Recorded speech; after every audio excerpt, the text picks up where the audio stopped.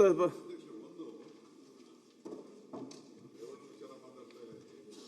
ಮೂರು ಕ್ವಶನ್ಗೆ ಅವಕಾಶ ಕೊಡಿ.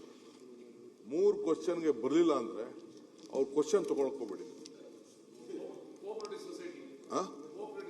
ಅಲ್ಲ, 3 ಕ್ವಶನ್ಗೆ ಪಾಪ ಹಾಕಿರ್ತಾರೆ, ಮಂತ್ರಿಗಳು ರೆಡಿ ಆಗಿರ್ತಾರೆ, ಆಫೀಸರ್ಸ್ ರೆಡಿ ಮಾಡ್ಬಿಟ್ಟು ಆ ಟೈಮ್ ಬರ್ಲಿಲ್ಲ ಅಂತಂದ್ರೆ ಒಂದು ಕ್ವಶನ್ಗೆ ಪಾಪ ಎಲ್ಲರಿಗೂ ಬೇರೆಯವ್ರಿಗೆ ಸಿಕ್ಕೋದು ಕಡಿಮೆ. ರಾವು ಕಾಲಕ್ಕಾಗಿ ಬಂದಿರ್ಲಿಕ್ಕಿಲ್ಲ. ರಾವು ಕಾಲನೋ ಗುಳಿ ಕಾಲನೋ ಯಾವ್ದೇ ಅಲ್ಲಿ 3 ಕ್ವಶನ್ ಬಹಳ ಅಪಾಯಕಾರಿ. ನೀವು ಹೇಳೋದು ತಿರುಗುಬಾಡ ಆಗುತ್ತೆ. ಕೆಲವು ಮಿನಿಸ್ಟರ್ಸ್ ಇದ್ದಾರೆ, ಅಲ್ಲಲ್ಲ ಕೆಲವು ಮಿನಿಸ್ಟರ್ಸ್ ಇದ್ದಾರೆ, ಸದನಕ್ಕೆ ಬರಲ್ಲ, ಉತ್ತರನೇ ಕೊಡಲ್ಲ. ಅವ್ರನ್ನೇನ್ ಮಾಡ್ತೀರಾ? ಅದಕ್ಕೂ ನೀವೇನಾದ್ರು ಸಲಹೆ ಕೊಡಿ. ಕೊಡ್ತೀನಿ. ಈಗ ನೀವು ಇನ್ಮೇಲೆ ಅವ್ರ ಕ್ವಶನ್ ಕೇಳಂಗ್ ಉತ್ತರ ಇಲ್ಲ ಅಂತ ಅವ್ರು ಉತ್ತರ ಕೊಡಕ್ಕೆ ಚಾನ್ಸ್ ಕೊಡ್ಬೋದು. ಕೊಡಿ. We are accountable.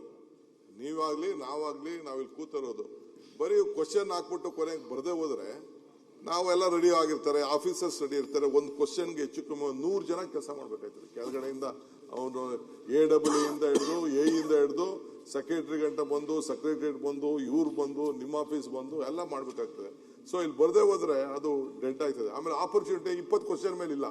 ಸೊ ಅದಕ್ಕೆ ನೀವು ನೋಡಿ 3 ಕ್ವಶನ್ ಮೇಲೆ ಇಲ್ಲ ಅಂದ್ರೆ ಗಿಲಿಟಿನಿಂದ ಅವ್ರ ಹೆಸರನ್ನ ತೆಗೆದಾಕ್ಬಿಡಿ. ನಾನು ಪಾಪ ರೇವಣ್ಣ ವಿಚಾರಕ್ಕೆ ನಾನು ಹೋಗ್ತಾ ಇಲ್ಲ. ಎನಿ ಮೆಂಬರ್ ಲಿಖಿತ ಮೂಲಕ ಉತ್ತರಿಸ ಪ್ರಶ್ನೆಗಳು. ಸನ್ಮಾನ್ಯ ಅಧ್ಯಕ್ಷರೇ, ದಿನಾಂಕ 10/3/2026 6ನೇ ಪಟ್ಟಿಯಿಂದ ಸದನದಲ್ಲಿ ಲಿಖಿತ ಮೂಲಕ ಉತ್ತರಿಸುವ 186 ಪ್ರಶ್ನೆಗಳ ಪೈಕಿ 50 ಪ್ರಶ್ನೆಗಳ ಉತ್ತರಗಳನ್ನು ಸದನದಲ್ಲಿ ಮಂಡಿಸಲಾಗಿದೆ.